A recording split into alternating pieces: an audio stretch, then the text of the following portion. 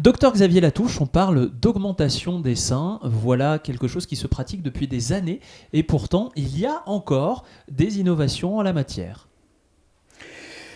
Il y a quelques années encore, la seule réponse à une demande d'augmentation du volume des seins était la prothèse mammaire.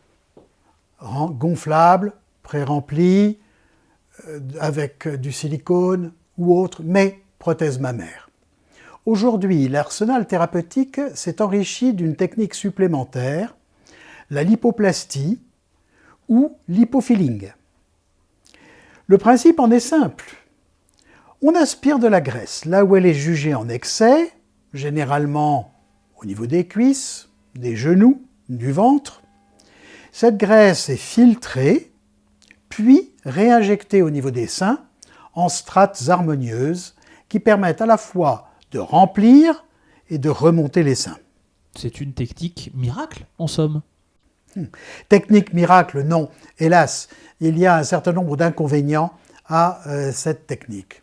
La première, c'est la résorption de la graisse que l'on constate à 50% environ lors des 3 premiers mois post-opératoires.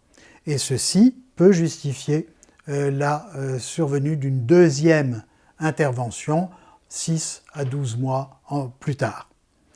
Le deuxième problème est que cette technique ne s'adresse pas à toutes les femmes.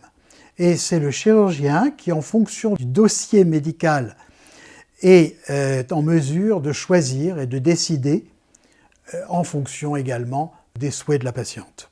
Ainsi, cette technique a beaucoup d'avantages. Les seins sont très naturels, sans cicatrices, sans corps étranger, donc sans surveillance particulière, en dehors de la surveillance habituelle des seins. Il y a des disparitions simultanées des graisses superflues, donc un gain total sur la silhouette, augmentation des seins et diminution des graisses disgracieuses. Quelques mots de conclusion, docteur Latouche? En conclusion, la prothèse mammaire garde toujours ses indications, mais il faut savoir, dans ces indications, mettre en balance la prothèse mammaire avec cette nouvelle technique de lipoplastie. Merci, docteur Xavier Latouche, et rendez-vous très bientôt pour une nouvelle vidéo sur Ambassade Esthétique.